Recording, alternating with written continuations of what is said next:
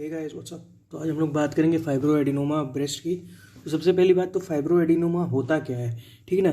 तो सबसे पहली बात ये होता है बिनाइन नियोप्लाज्म ऑफ ब्रेस्ट होता है, ठीक।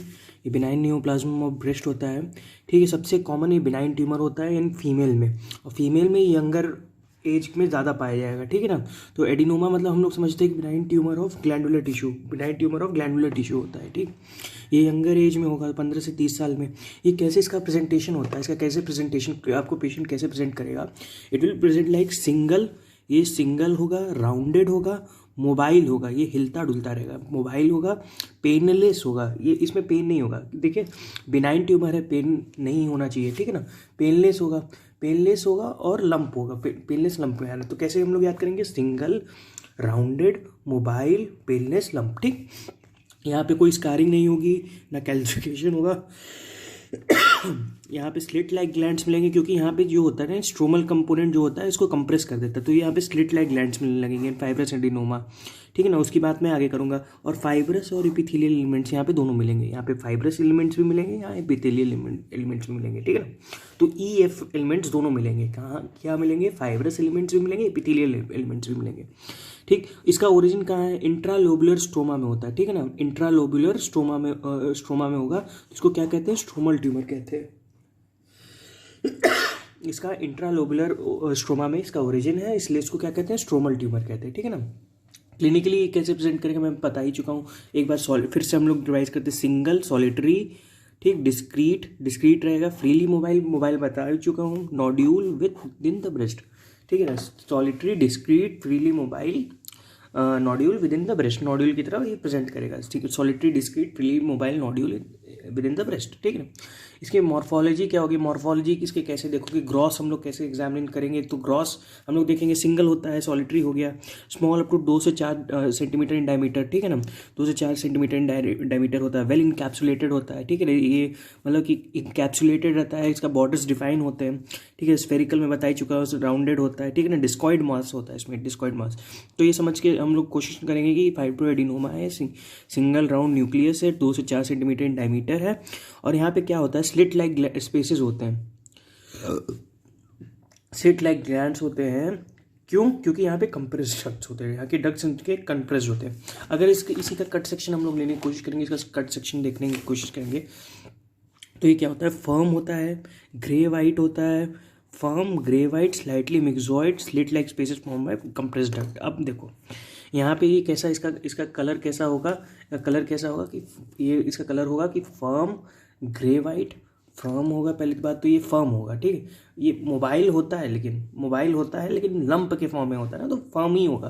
तो अगर इसका कट सेक्शन देखेंगे, इसको बीच से काट देंगे, तो इसको क्या देखेंगे हम लोग, फर्म होता है, ग्रे वाइट होता है, स्लाइटली मिक्सॉइड होता है। मिक्सॉइड मतलब समझ जाओ कि आप लोग का स्ट्रोमल कंपोनेंट और एपिथेलियल कंपोनेंट मिक्स मतलब कि करके, ठीक है ना। जो स्ट्रोमल पॉलिफरेशन हो गया, इसिनोफिलिक और बेसोफिलिक कंपोनेंट जो आपका मिक्स होता है, स्ट्रोमल पॉलिफरेशन के कारण होता है, ठीक है ना, मिक्सॉइड पैटर्न। तो मैं आगे बात करूंगा, firm grey white slightly myxoid slit like spaces बन के, जो स्लिट लाइक स्पेसेस बनाया था आपको ऐसे कंप्रेस्ड डक्ट, क्योंकि वहाँ पे स्ट्रोमल कंपोनेंट पॉलिफरेशन के कारण। माइक्रोस्कोपी की इसकी बात करेंगे, तो स्ट्रोमल सेल पहली बात तो न्यूप्लास्टिक होते हैं, ठीक है। Stromal cells are neoplastic and ductal cells are non neoplastic. तो इसमें क्या होता है कि जो आपके स्ट्रोमल सेल्स हैं, स्ट्रोमल सेल जो ये क्या होता है, स्ट्रोमल ट्यूमर है, इंट्रालोबुलर इन ओरिजिन होता है, ठीक है ना। स्ट्रोमल सेल क्या होता है, इंट्रालोबुलर इन ओरिजिन होता है। तो ये स्ट्रोमल सेल जो होते हैं इसमें न्यूप्लास्टिक होते हैं, और डक्टल सेल जो होते हैं नॉन न्यूप्लास्टिक होते हैं। और ये क्या होता है, स्ट्रोमल पॉलिफरेशन यहाँ पे देखने को मिलेगी, मिक्सॉइड स्ट्रोमा इसमें होती है, ठीक है ना, जो कट सेक्शन में आपको दिखना आया था मैंने, ठीक। मिक्सॉइड स्ट्रोमा होती है यहाँ पे, क्योंकि स्ट्रोमल पॉलिफरेशन के कारण से। और इसमें अगर मिक्सॉइड स्ट्रोमा में आप लोग क्या देखते हो, इओसिनोफिल देखते हो, बेसोफिल देखते हो, eosinophilic plus basophilic type of appearance, ठीक है। तो फाइब्रस टिश्यू क्या होता है, ये फाइब्रस स्ट्रोमा बना लेता है, सेल्यूलर हाइलाइनाइज कोलाजन देखोगे आप वहाँ पे, फाइब्रस टिश्यू का मतलब कि फाइब्रस टिश्यू आ गया वहाँ पे, फाइब्रस स्ट्रोमा आ गया वहाँ पे, प्रोलिफरेशन हो गया, तो सेल्यूलर हाइलाइनाइज कोलाजन देखोगे, सेल्यूलर हाइलाइनाइज्ड कोलाजन देखोगे, ठीक है ना। तो उसी के मिक्सॉइड स्ट्रोमा के on the basis of myxoid stroma, on the basis of myxoid stroma classified into 2 types,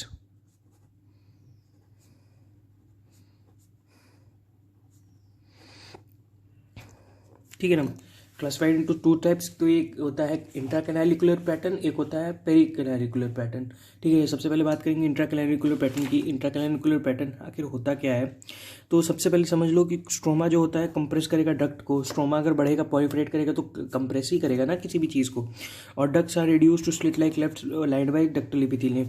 ये मान लो कोई तुम्हारा ग्लैंड रहा है, यहाँ पे स्ट्रोमा यहाँ पे पॉलिफरेट करना शुरू हुआ, तो बाद में ये कैसा हो जाएगा? ऐसा हो जाएगा। तो ये इसी को स्लिट लाइक पैटर्न कर देंगे। ठीक है ना, ये पॉलिफरेशन के कारण ये दब गया अंदर, ऐसे दब गया, तो इसी को स्लिट लाइक पैटर्न कर देंगे। Ducts are reduce to slit like clefts lined by ductal epithelium. ये ठीक है, जो डक्टल एपिथेलियम तो अंदर रहेगी, ठीक है ना, डक्टल एपिथेलियम तो रहेगी। डक्टल एपिथेलियम जो इसके अंदर थी ये वाली, ये तो कहीं जा नहीं रही है, तो डक्टल एपिथेलियम तो लाइंड ही रहेगी।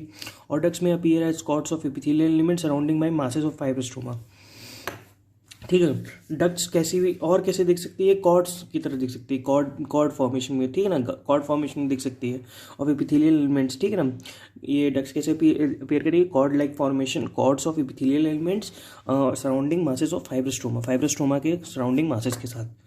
ठीक, एपिथेलियल एलिमेंट्स की कॉर्ड्स की तरफ में ये मिलेगी। ठीक है ना, तो ये बात रही आपकी इंट्राकैनालिकुलर की। ठीक है ना, अब पेरिकैनालिकुलर की बात करते हैं। ठीक है ना, पेरिकैनालिकुलर क्या होता है? Encircling masses of fibrostroma around the patent और डायरेक्टेड डक्ट्स। ठीक है ना, ये क्या करता है? इंसर्कल करता है किसके मास को? Masses of fibrostroma. ये फाइब्रोस्ट्रोमा के मासेस को इंसर्कल करता है। ठीक है ना, it encircles the masses of fibrostroma around the patent. ठीक है ना, ये क्या करेगा? जैसे ये आपका ग्लैंड है, ये क्या करेगा? ये पूरा इंसर्कल कर लेगा इसको, तो ये ऐसे ऐसे थोड़ा सा गोल टाइप का रहेगा। ठीक है ना, वो ऐसे यहाँ ऐसे कंप्रेस करेगा, तो इतना ज़्यादा बंद नहीं होगा, स्लिट लाइक पैटर्न नहीं बनाएगा। तो इंसर्कल करता है masses, encircling masses of fibrostroma around the patent और डायलेटेड डक्ट। यहाँ पे पेटेंट रहेंगे, ओपन रहेंगी, डायलेटेड रहेंगी, लेकिन डक्ट यहाँ पे स्लिट लाइक पैटर्न होता है, यहाँ पे डायलेटेड डक्ट होती है। और इसके अलावा इसमें एक और कंपोनेंट देखते हैं कि दोनों का मिक्सचर हो जाए। ठीक है ना, तो एक बार मैं आपको इसका माइक्रोस्कोपिक अपीयरेंस थोड़ा सा समझाने की कोशिश करूँगा इस डायग्राम के थ्रू। ठीक है ना, तो मान लो कि ये आपका कंप्रेस डक्ट है, कोई भी डक्ट है आपका। ठीक है ना, यहाँ पे आपका फाइब्रोस्ट्रोमा है, कोलाजेनस स्ट्रोमा है। ये स्ट्रोमा इसको दबाया, इधर दबाएगा तो ये एकदम कंप्रेस हो जाएगा। ठीक है ना, ये वाला तो इसको क्या कहेंगे? ये कौन सा है? इंट्राकैनालिकुलर पैटर्न है। अब यहाँ पे देखो, यहाँ पे स्ट्रोमा ऐसे पॉलिफरेट कर रहा है गोल फॉर्म में, गोल में। ठीक है ना, फाइब्रोस्ट्रोमा। तो ये क्या हो रहा है? लेकिन यहाँ के जो डक्ट्स हैं ये पेटेंट है, ओपन है, डायलेटेड है। ठीक है ना,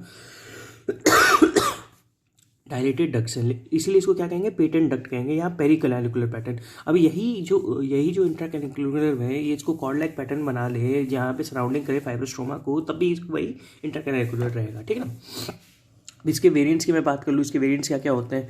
इसके वेरिएंट्स होते हैं 3 तरह के वेरिएंट्स होते हैं। ठीक है, ट्यूबुलर एडिनोमा हो सकता है। ठीक है, more tubular component and fibrous component. यहाँ पे ट्यूबुलर कंपोनेंट ज़्यादा हो सकता है फाइब्रस कंपोनेंट से। ठीक है ना, यहाँ लैक्टेटिंग एडिनोमा हो सकता है। ठीक है ना, इसको कैसे याद करोगे? TLJ। ठीक है, TLJ। ठीक, जय मेरे हिसाब से याद करो LTJ। ठीक, LTJ से याद कर लो, LTJ। ठीक है ना, LTJ से याद रहेगा मेरे हिसाब से, LTJ। ठीक, लैक्टेटिंग एडिनोमा सेक्रेशन प्रेजेंट होता है। ट्यूबुलर एडिनोमा में मोर ट्यूबुलर कंपोनेंट होते हैं then fibrous component. Tubular component वहाँ पे ज़्यादा होगा फाइब्रस कंपोनेंट से। और जुवेनाइल फाइब्रो एडिनोमा में क्या होगा? एडोलेसेंट गर्ल्स में देखेंगे इसको। ठीक है ना, यहाँ में मेनली 15 से 30 साल का यंग एज का प्रेजेंटेशन रहता है। ठीक है ना, और यहाँ पे क्या होता है? लार्जर और रैपिडली ग्रोइंग होता है। ठीक है, यहाँ पे जल्दी जल्दी उगेगा, मतलब कि जल्दी जल्दी उसका वो रहेगा, मतलब कि ये प्रोलिफरेट करेगा। ठीक है, अब अगर इसको एक्सरसाइज कर दिया, लेकिन इसकी एक अच्छी बात है, अगर इसको एक्सरसाइज कर दिया तो ये रीऑकर नहीं होगा, फिर से ये दोबारा ये रीएक्टिवेट या रीऑकर नहीं होगा। ठीक है, इसके 3 वेरिएंट्स हो गए। कौन कौन सा नाम बोलो फट से?